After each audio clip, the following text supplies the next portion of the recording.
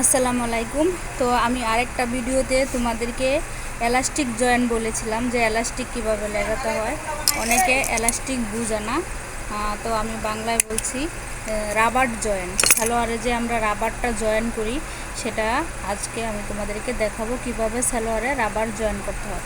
তো সালোয়ারে রাবারটা জয়েন করার আগে তোমরা এখানে বা আমরা এখানে সাধারণত একটু চিকন করে মুড়ি ভেঙে নিয়ে নিই। প্রথমে এভাবে সিলি করে নিয়ে নিই।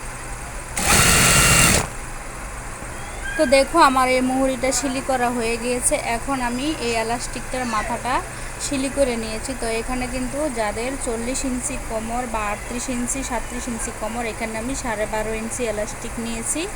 তো এই এলাস্টিক কিন্তু টানলে বড় হয়। তো এলাস্টিকটা এভাবে রেখে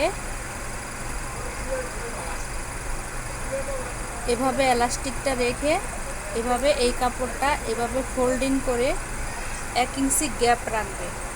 এখানে যে সিলিটা হবে এখানে 1 ইঞ্চি গ্যাপ রাখবে। তো তোমরা ফলো করো আমি কিভাবে এলাস্টিকটা লাগাচ্ছি। এলাস্টিকের উপরে যাতে সিলি না উঠে সেজন্য 1 ইঞ্চি নিচের কাপড়ের মধ্যে সিলিটা দিতে হবে।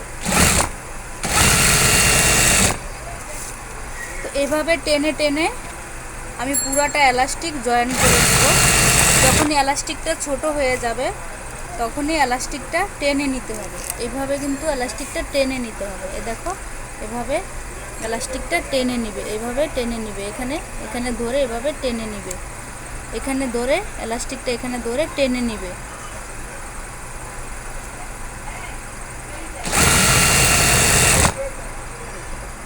তো দেখো আপুরা আমার এলাস্টিকটা কিন্তু লাগানো হয়ে গিয়েছে। তো দেখো এই পিসটার আর ওই পিসটার কিন্তু সেম একই রকমের হবে। তো এখানে কিন্তু টেনে টেনে সিলি করে নিতে হবে। তো তোমরা একটু ফলো করো, আমি টেনে টেনে সিলি করে নিচ্ছি।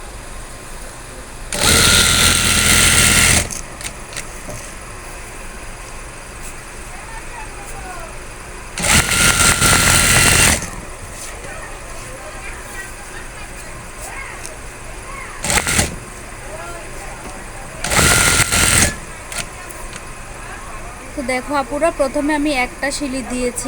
এখানে যদি তোমরা আরেকটা সিলি দাও, এখানে আরেকটা সিলি দিলে কিন্তু জিনিসটা আরও বেশি সুন্দর দেখাবে।